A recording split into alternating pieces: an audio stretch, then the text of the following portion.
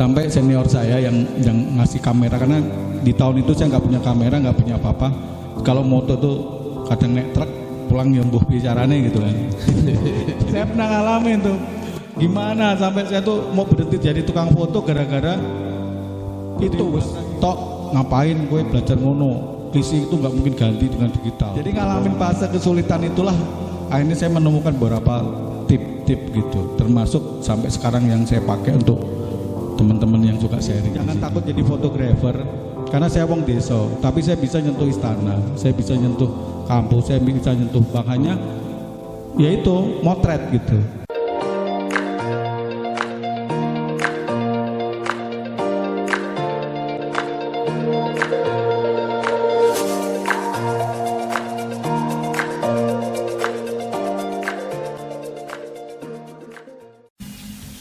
Assalamualaikum warahmatullahi wabarakatuh. Jumpa lagi bersama saya. Terima kasih sudah mau mampir ke channel saya. Suasana yang berbeda kawan-kawan, di lokasi yang sangat indah, di Ngamen ID. Ini tempat lokasi untuk kita membuat lagu-lagu yang nanti mau ditayangkan di YouTube dan sekitarnya. Dan juga tentang fotografi di sini. Hari ini saya mau bincang-bincang, ngobrol sedikit, dan ya nggak serius-serius banget loh ya, sama Om Anto. Dia mengaku sebagai fotografi desa. Fotografi desa.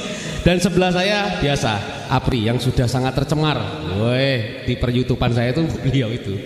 Ya toh? Hari ini kita akan membahas ya ngobrol-ngobrol biasalah tentang dunia perfotografian yang mereka alami, berdua alami.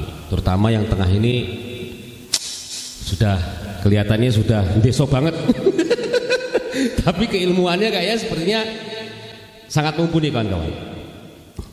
Om Anto, kayak tahun piro? Selamat ketemu. Saya belajar motret belum lama, Mas Agus. Jadi karena saya hidup memang di desa, jadi ya saya belajar megang kamera tahun 89. Aduh, saya kelas 1. Kowe SD kelas piro, Pri? Belum lahir. Mike dicekel. Wah, piye to iki? Oh. Oke. Iya. Di studio jadi wis urip kok ya. Cek ya. Jadi ke tahun 89, Om. Ya. Aku SD kelas 6. Kamu, Pri? Saya baru lahir itu. Sosok muda. Terus, Om? Jadi aku bingung artikelnya apa. Jadi saya tuh bingung mau ditanya apa ini masalah belajar motret. Ya ngobrol-ngobrol baik, Om. Kasih semangat ke kawan-kawan, motivasi. Jadi Wajar. jadi ini saya lebih cerita. Jadi mudah-mudahan para YouTuber, para viewer, fotografer, jangan berhenti nontonnya. Karena ini banyak cerita lucu-lucu sejarah hidup saya dan Jangan di skip ya. jangan skip. Ini banyak lucunya. Tapi beliau berdua ini mau ngorek saya gitu. Sekarang saya emang di desa. Ya. Jadi ini Kita udah gali ilmunya. udah 2 kali ke tempat saya di desa ini. Jadi pertama nggak saya CC. Saya mau di syuting, diajak ngobrol mau. Grogi. Yang kedua aku gelem gitu. Jadi ya udahlah kalau ngomongin fotografi, jadi kapan itu fotografi? Saya memulai dari tahun 89. Zamannya klise. Dulu saya pakai kamera Ricoh, serinya lupa. Kalau kameranya di tengah, tapi kameranya di samping. Lensanya di tengah gitu. Jadi kalau motret pengantin, nah saya garis bawahi. Saya mungkin dari dulu itu seneng moto wedding nang desa. Jadi gitu. Jadi kalau orang-orang mungkin di Lampung Tengah ngeliat muka saya ya tukang foto keliling wedding gitu. Wedding. Jadi saya mendobrak. Jadi ingat tahun 90-an berapa saya moto itu kehabisan Film baterai flash. Dari rumah itu udah flashku hilang. Jadi akhirnya saya pakai payung. Aku punya lampu studio yang harganya dulu 65.000 beberapa itu zaman dulu itu. Jadi nggak nyampe ding. Mungkin ya masih lupa lah di bawah 20.000 lah gitu. Akhirnya saya bawa 2 titik. Itu jadi fenomenal di dunia perwedingan Lampung gitu bahwa. Jadi kalau mau itu bawa payung gitu. Padahal itu awalnya saya itu di tahun 90-an itu karena ngirit baterai. Iya. Karena bisa pakai kabel. Yang kedua ya dilalah kebetulan aja gitu kan. Jadi kok jadi bagus gitu. Dari situlah saya mulai keangkat. Nah, itulah awal-awalnya motret. Jadi tahun segitulah. Jadi ngakal-ngakali momen itu ya Om ya, supaya bisa gambar bagus. Akhirnya apa yang ada dimunculkan gitu. Ya, kebetulan itu sebenarnya. Ya, karena saya wong desa jadi kan kok jadi apik gitu. Akhirnya payung itu merajalela. Di gedung semua itu pakai payung semua. Padahal awalnya itu dulu fotografer di Lampung juga pakai flash di body aja. Jadi payung itu dulu sekarang digantikan dengan softbox mungkin ya? Ya, jadi kan Softbox. ya, tapi kadang-kadang kita geli. Masih pakai payung. Jadi softbox kan itu tuh foto yang ngeframe lightingnya itu kan ngeblok gitu. Tajam ya sekali. Tapi dibawa ke pelaminan kan bingung. Sedangkan di pelaminan itu kan yang penting fotonya bening. Background yang kuning, biru, merah itu di atas taruh itu gimana jadi netral gitu kan. Iya, iya. Ya itu saya tuh mikir, kok setelah pakai payung kuning merah di muka itu yang dulu tak kalau di desa itu kan gebernya biru. Jadi kalau moto itu Rani manten biru kabeh gitu. Jadi teman-teman yang belum tahu geber ya, geber itu kain itu kayak semacam Jemuran big drop. Ya kalau di dunia WO itu namanya big drop. Big drop di Indonesia itu ada yang kuning, ada yang merah, ada yang biru. Nah, Mas Ato ini jagonya ngatasin. Jadi kan biasanya kalau di kampung itu kan antara pelaminan sama taruh itu pasti ada gang 1-2 meter biasanya. Iya, iya betul. Jadi karena dulu kan mereka nggak di kampung itu kebanyakan gentengnya kan tritis namanya. Pasti gebernya kalau kita udah berangkat moto tuh biru, jambon, ya kan? Warna-warna gitu. Jadi mau nanya sama siapa, zaman itu belum ada teknologi, Google juga nggak ngerti. Belum ada. Gitu. Ada tapi mungkin ya masih jauh lah, belum kayaknya Om. Nah, jadi kebetulan makanya saya bilang kalau saya ini fotografer desa itu karena ingin nemuin ilmu itu secara kebetulan. Banyak kebetulan sampai ke ilmu-ilmu bokeh itu kebetulan. Itu tapi intinya di wedding makanya teman-teman kenapa sih saya menemukan duluan teknik-teknik itu karena saya motret duluan gitu. Iya. 89 loh men. Saya catat itu kalau nggak salah job wedding itu masih 12.000 satu roll. Jadi kalau nyuci foto tuh di Indah Foto. Mungkin Mas Radit yang dipuji familiar dengan saya. Mas-mas yang di Indah Foto dulu mungkin kalau flashback saya nyetak selembarnya masih 50 perak apa berapa lupa saya. Oh iya. Kawan-kawan kalau penasaran tentang siapa beliau, nanti ada link di bawah untuk Facebooknya dan Instagramnya. Cek dulu nanti penasaran siapa sih yang diajak ngomong sama Mas Agus ini, siapa sih dia? Wah, wong endi kan bingung malah. Daripada nanti kita ngomong dengan orang yang sok-sok ngerti, sampai cari aja dulu informasi tentang beliau. Ada linknya di bawah nanti ya untuk Facebook dan apa namanya tentang apa kinerja beliau di situ ada nanti. Selanjutnya itu kalau misalnya kita nih tahun 89 itu, wih, yo dalan sih koyo ngopo yo. Kemudian sekarang kalau misalnya dibandingkan dengan anak-anak sekarang yang pakai digital tuh piye sampean itu? Lebih mempermudah apa sebenarnya digital tuh apa bikin fotografi itu jadi sangat wah biar aku sinau diseneni dadi anu iki kok saiki paling penak gimana Om? Ya, kalau dulu kita belajar motret tuh ngorbanin film itu banyak. Oh gitu ya. Tapi sebenarnya saya tuh udah nyumpulkan desa juga ini pulang kampung di desa, tapi ketemu sama di orang tua. Jadi kalau sekarang kan serba digital, jadi kita dimudahkan dengan kamera digital, mau dari diafragma, exposure segala macam itu dimudahkan. Kalau zaman dulu kita nggak ngerti ngawang ya, jadi itu kita punya ilmu fotografi itu yang kita sebut keturunan. Jadi bukan 1 selawe. Kecepatan 1 selawe bukan 56. Itu hafalan itu. Iya, hafalan bener. Aku pernah ngerasain itu. Iya kan? Jadi pokoknya itu hafalan. Pokoknya buka 56 1 selawe mesti jadi. Terus itu untuk pengembang aja gitu. Itu saya ngalamin di situ. Jadi apa namanya? Jarak antar payung 3 meter, jadi langkah di atas ini. Langkah dulu. Ya, di zaman itu nggak ada foto berani melawan matahari kayak sekarang cari rim light segala macam, nggak berani. Kenapa? Ya tadi alatnya nggak support. Jadi kalau moto ya zaman dulu ya punggung kita membelakangi matahari, terus ngadep ke pengantin gitu. Itu aman. Aman. Kalau di era sekarang model ini kan justru kita rambutnya diantengin matahari biar dapat highlight, depannya baru pakai strobisan gitu. Iya. Gitu. Kayak lampu, pasang lampu. Jadi kalau dibilang itu dimudahkan, terus teorinya gimana itu berbalik. Apalagi teori wedding sebenarnya saya bilang berbagi ke teman-teman ya. Teori wedding itu berbalik dengan kadang analisa secara sains gitu. Kenapa itu? Jadi ambil contoh gini, di dalam ruangan manten itu kan biasanya geberi jambon ya. Kalau orang Jawa itu jambon, merah jambu ya. Merah jambu. Kalau nggak merah. Udah itu kalau kita moto itu ya raine manten apa ngapain. Jadi saya pernah ngalamin tuh gimana sampai saya tuh mau berhenti jadi tukang foto gara-gara itu ngatasi itu gitu. Komplain.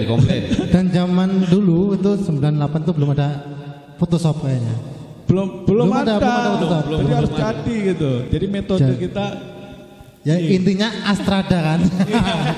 Yang nggak tahu Astrada itu Astrada, asal terang gambar ada. Iya, jadi feeling bener yang kita pakai. Gimana merubah, gimana kan kita nggak jebret, nggak bisa langsung lihat ya sekarang. Iya, gitu. betul. Jadi akhirnya ya cari metodenya apa ya? Bouncing atau kalau shooting itu kita pakai white balance, manual. Jadi diantumin ke kertas. Biasanya saya pakai kertas putih. Saya foto cepret gitu kan. Itu kalau di video ya. Tapi kalau di foto kan bisa kan nggak bisa dibalan.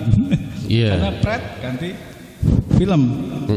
Kan dia berjalan gitu. Nah, itu kesulitannya. Jadi ngakalinnya gimana ya tadi. Akhirnya ya kita ngakalin dengan payung dibalik. Kalau dulu kan payung hitam, belum ada yang transparan gitu. Ada lagunya payung hitam. Nah, setelah kita menemukan trik-trik itu, akhirnya kita jadi populer gitu. Saya pernah motret itu speednya cuma 8/8. Karena apa? Kita ngerekam gimana? Nah, makanya dulu saya sempat dijulukin kalau di Bandar Lampung mungkin dengan Iwan Focus One, dengan siapa? Atau tuh punya gimbal di tangan gitu. Iya, 1/8 saya motret gitu. Tapi kan karena Iwan itu kebetulan bapaknya yang nyetak setelah mau menjelang tahun 2000 ya kan, bapaknya udah mulai mesin cetak.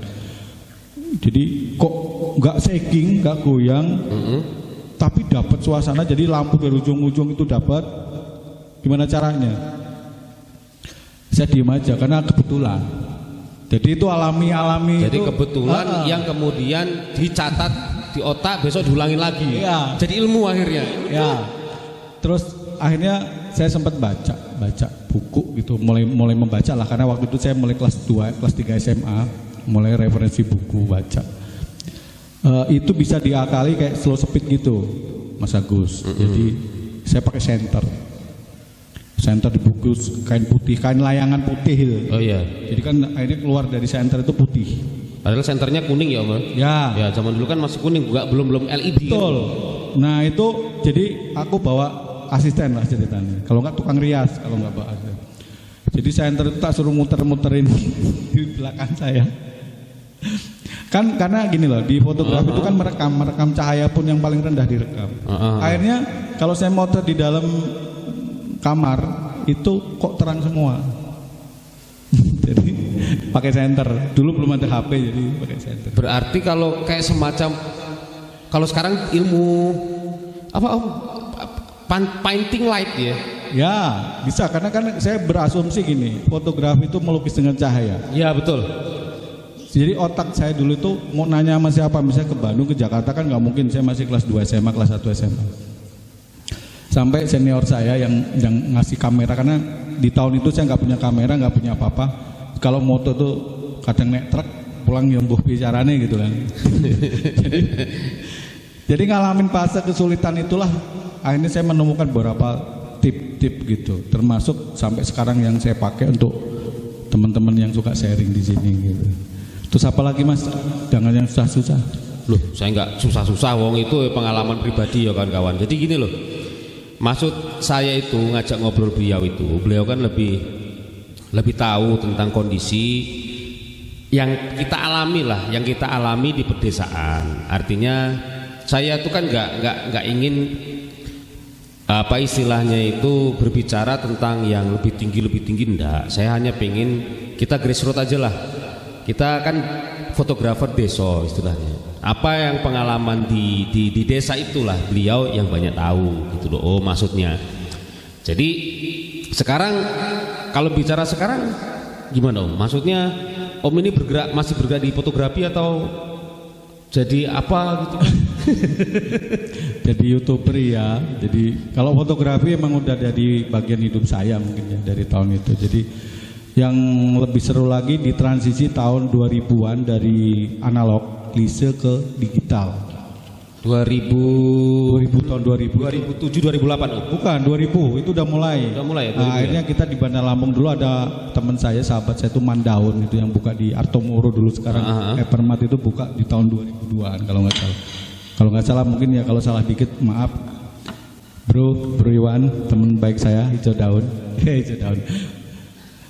Jadi waktu itu emang ada, saya punya masalah pribadi yang emang bikin saya jenuh betul di foto. Akhirnya saya ngebolang ceritanya. Jadi di era digital mulai itu saya ngebolang. Saya belajar di Jogja, saya belajar di Bandung, di Surabaya. Karena waktu itu emang kebetulan punya sedikit uang tabungan, jadi emang saya habiskan.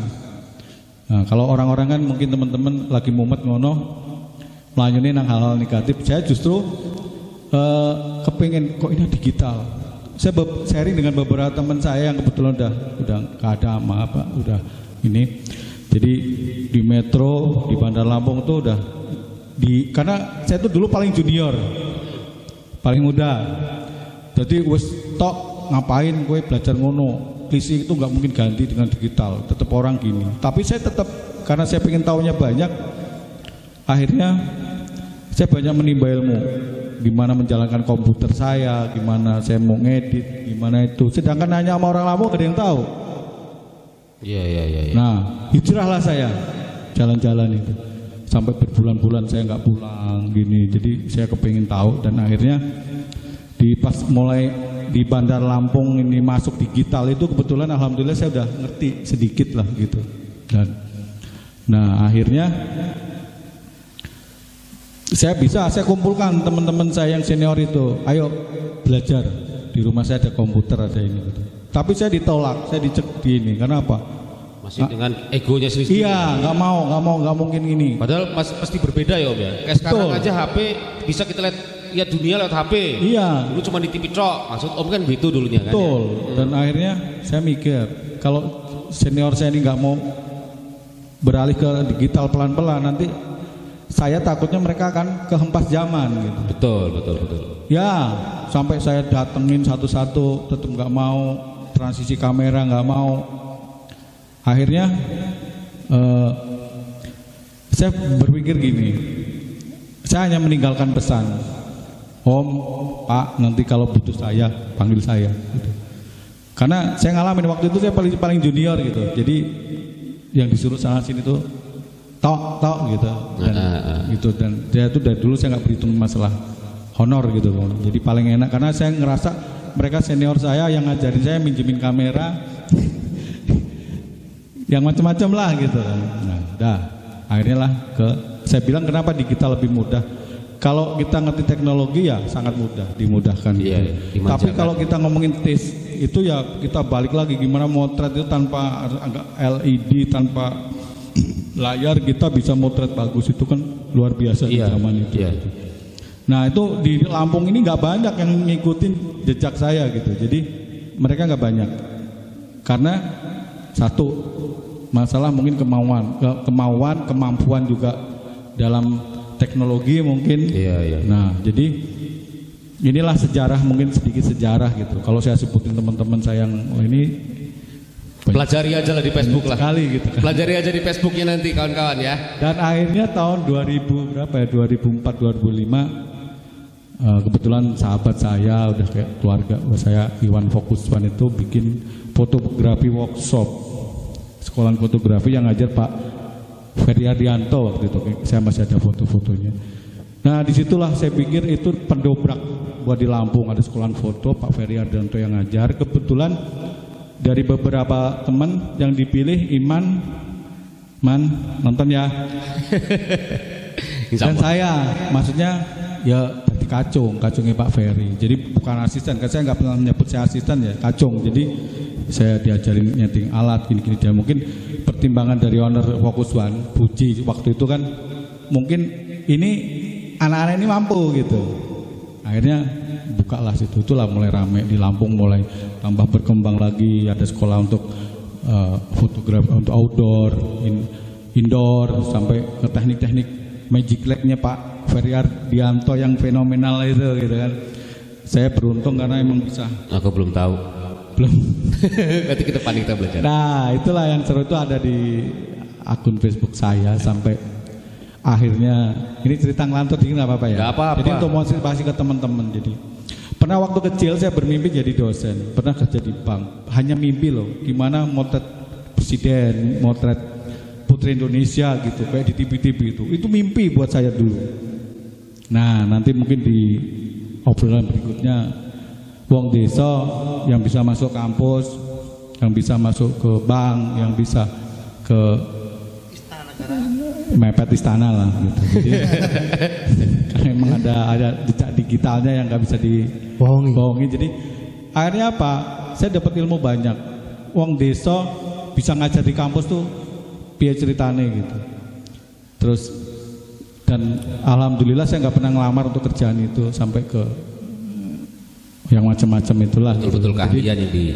Jadi wong desa gitu. Nah nanti cerita seru selanjutnya kita di ini berikutnya. Oke. Nah sekarang saya justru kepengen nanya Mas Apri. Jadi Mas Apri ini kan kalau saya ngalamin wedding tuh zaman yang ya kalau kita ngomongin Absursa, kamera apa namanya lubang jarum. Kalau saya cerita ke sana zamannya Lumer, sel basah, sel kering gitu.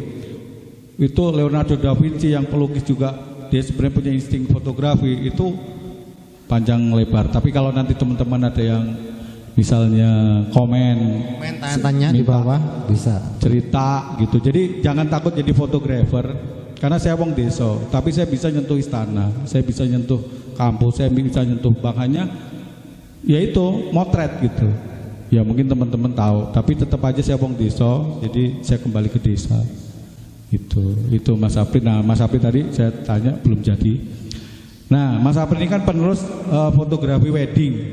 Jadi kadang-kadang saya bilang gini, saya terusin ya Mas, sampai ke pertanyaan. Ada seminar fotografi wedding desa, tapi ngundangnya apa namanya narasumbernya orang yang nggak pernah ngalamin fotografi nang desa. Jadi kan bingung. Pas kita mau nanya geber apa segala macam ya mereka nggak tahu gitu kan. bingung. Nah harusnya ini tip aja. Jadi kalau nanti misalnya bikin itu carilah orang yang ngerti, punya rekam jejak di situ gitu. Baru nanti kalau itu udah masuk, baru nanti ke wedding profesional enggak masalah. Nah Mas Apri, perjuangan Mas Apri ki piye gitu. Tak ambil alih ya sebenarnya. Jadi monggo. Tahun kapan, terus piye, terus ada ide ke apa jenengnya? Ke Wedding desa sini gitu loh. Fotografer desa ini piye ceritanya? Untuk saya sendiri sebenarnya moto masih muda, masih 10 tahun, mungkin masih 11 tahun. Saya dari 2010 moto itu masih mungkin masih di ujung kukunya Mas Ato ini. Ora aja ngomong ngono, aku sih belajar. Jadi awal saya tuh kenal moto itu udah zamannya digital ya, udah dipermudah. Jadi ada guru saya itu mungkin sekarang masih ada orangnya, mungkin namanya Muhammad Yusuf, orang Bandar Lampung ya. Mungkin Doni tidak kenal. Itu yang mengajarin semua tentang fotografi, ngedit segala macam itu Mas Yusuf. Iya benar. Nah, itu termasuk adik saya itu. So, si adiknya. Salam buat Babe Sayuti ya kan. Aduh. Babenya itu nggak salah jadi percetakan. Dipuji. Ya itu Babe saya. Kalau ini saya ingat waktu saya nikahan dulu, yang motret saya itu anak didiknya beliau, Om Gondes. ini kamarnya Gondes. Lah iya. Agus Bagol Lintang ini. Bener di sini. Jadi lahirnya dari sini. Bagus bener fotonya. Saya masih nyimpen. Cuman waktu itu saya rada mutung. Soalnya aku orang jajal loh, bojoku dicekel-cekel. Masalah sekarang saya jadi tukang foto, tukangnya keliput jadi wong. Mungkin saya ada sedikit pertanyaan buat Mas Ato nih. Jadi mungkin mengingat kembali masa lalu. Jadi pertama bukan ini mengenai fotografi ya teman-teman ya. Jadi pertama kali megang kamera itu masih pakai klisi, itu kamera apa dan mereknya apa gitu? Saya dulu itu lupa ininya, tapi Rikoh berapa Kokang, lupa. Om ya. Rikokang. Jadi kekerannya di sini, kekerannya di samping. Iya. Lensanya di tengah gitu. Jadi kalau ngefiling ngepasin frame itu ya susah ya. Nah, itu kan ya. Tapi nggak boleh salah karena nggak bisa ngeroping di klisi. Jadi harus real. Nah itu baru nanti majuk saya ke Fujika, karena dulu favorit saya Fujika. Terus lari ke Pentax K1000, baru ke FM, Nikon ya, ke Nikon. Dari FM ngalamin FM 10, FM 2 sampai F3 itu saya pernah ngalamin. Jadi Olympus saya pernah pakai gitu. Jadi ngalamin gitu. Karena sebagian pinjaman teman. Oh. Jadi gini. Saya juga dari kuis Mas Apri. Kesimpulannya ya. Jadi beliau ini ibarat makan, itu udah makan apa aja. Iya. Karena Udah itu semua. misalnya Mas Apri punya job, punya kamera Olympus, tok fotoke. Siap Om. Jadi semuanya bisa. Iya, sampean beda lagi pakai ini gitu. Rikoh. Ayo berangkat. Jadi gitu ya. Buat teman-teman untuk pemula, maksudnya fotografer Yang niat jadi yang fotografer. jadi jangan takut terjun ke fotografer, karena sekarang ini sangat mudah dibanding dulu ya.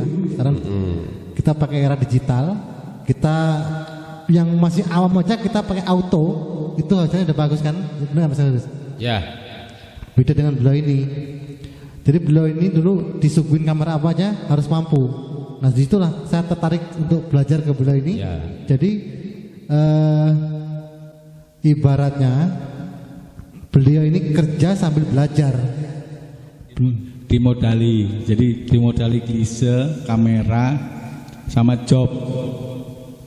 Jadi belajar gratis, terus belajar. Tapi alhamdulillah belum pernah saya dapat komplain dari teman atau konsumen gitu, karena ya gimana bagus, gimana fokus, gimana kadang-kadang lensanya itu kacau, udah jamuran, buluk. Jadi banyak pengalaman. Oke kawan-kawan, kita akan lanjutkan ke part-part berikutnya. Kedepannya nanti beliau akan mengajarkan saya dan kawan-kawan sekalian tentang berbagai macam pengetahuan yang insya Allah beliau akan sharing ke kita. Artinya jangan sampai tidak untuk nonton. Karena apa? Yang saya berikan ini adalah sesuatu yang memang harus kita pakai Sangat untuk bermanfaat. wedding di desa. Dan Bukan ngajari loh aku. ya bukan ngajari. Kita sama-sama sharing. belajar. Jadi saya akan berbagi dari kesalahan saya dulu.